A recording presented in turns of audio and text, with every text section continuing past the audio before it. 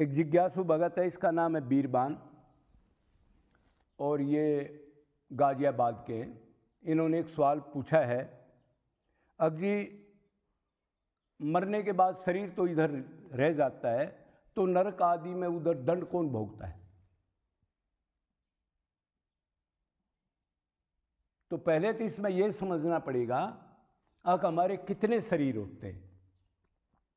हमारे को तो एक दिख रहा है, जर्नल आदमी जिसको तत्व ज्ञान नहीं है, जिसने सत्संग नहीं किया, जो किसी संत की शरण में नहीं गया या किसी शास्त्र का अध्ययन नहीं किया, तो कैसे पता लगेगा उसको? कभी उसने जिज्ञासा ही नहीं की, ना उसने पढ़ा लिखा, तो वो तो बेचारा अपनी धांगेगा, जिद लगाएगा। तो 3 प्रकार के शरीर होते हैं। एक कौन सा शरीर होता है? स्थूल शरीर, दूसरा सूक्ष्म शरीर, और तीसरा कारण शरीर। तो इसके बारे में मोटा मोटा जान लेते हैं। स्थूल शरीर तो आपको ये दिख रहा है। स्थूल का मतलब जो दूर से दिखाई दे, जिसका आकार हो। स्थूल का मतलब होता है बड़ा, जो देखने में आए। तो आपको दिख रहा है हाथ पैर वगैरह, 5 इंद्री, ये ज्ञान इंद्री भी दिख रही है आपको, कर्म इंद्री भी दिख रही है। इसको स्थूल शरीर कहते हैं। एक होता है सूक्ष्म शरीर। सूक्ष्म शरीर होता है 5 ज्ञान इंद्री, 5 कर्म इंद्री, 5 प्राण और मन और बुद्धि। कोई मन बुद्धि अहंकार 18 तत्व भी कहता है, कोई 17 तत्व भी कहता है। तो 5 ज्ञान इंद्री तो आप जानते हो कौन कौन सी ज्ञान इंद्री? आंख, कान, नाक, जीभ। आंख, कान, नाक, जीभा और त्वचा, और ये ज्ञान कराती है। और कर्म इंद्री तो आप जानते हो, हाथ, पैर, मुख, गुदा और उपस्थ। जनेन्द्री भी जिसको कहते हैं, मूत्रेंद्री भी कहते हैं। और 5 प्राण, प्राण, अपान, व्यान, समान, उद्दान। इनके अलग अलग काम भी है। वैसे तो 10 प्राण होते हैं, 5 मेन प्राण, 5 उप प्राण, नाग, कुरुम, करकर, देवदत्त, धनज्य। ठीक है, तो ये बड़ी डिटेल है, इनका क्या क्या काम है, एक बार एक वीडियो में बताया भी था। तो और मन बुद्धि, तो 17 तत्व हो गए। इसको सूक्ष्म शरीर कहते हैं। सूक्ष्म शरीर का मतलब जो इतना छोटा हो हम देख नहीं सकते, महसूस कर सकते हैं, सुन आइडिया ले सकते हैं। अब मन को हम देख सकते हैं क्या? बुद्धि को कोई आकार है उसका, हम देख रहे हैं क्या? और लोग आत्मा की बात करते हैं, दिव्य चीज की।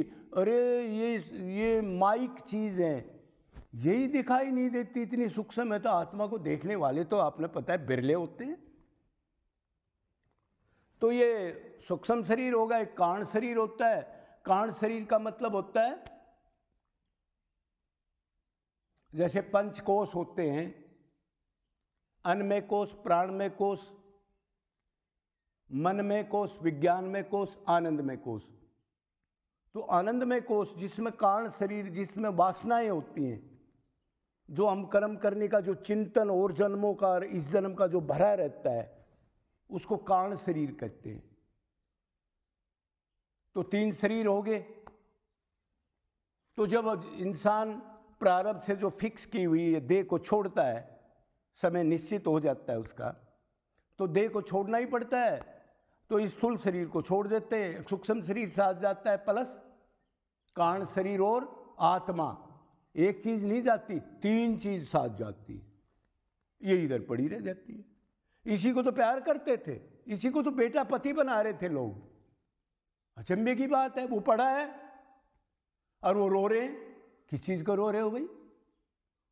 और महाराज जी मेरा पिता था, ये था, और ये तो पढ़ा तो है, आंख भी है, कान भी है, नाक भी है, फिर रो क्यों रहा है?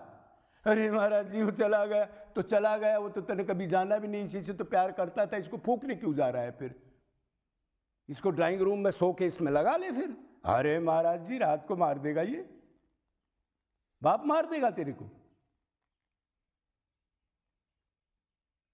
तो फिर ये जा करके भोगता है। अब कर्मों का भोग सुन लो। जो ज्यादा पाप कर्म करता है उसको नरक में पहले डाला जाता है, मोटी मोटी यातनाएं दी जाती हैं।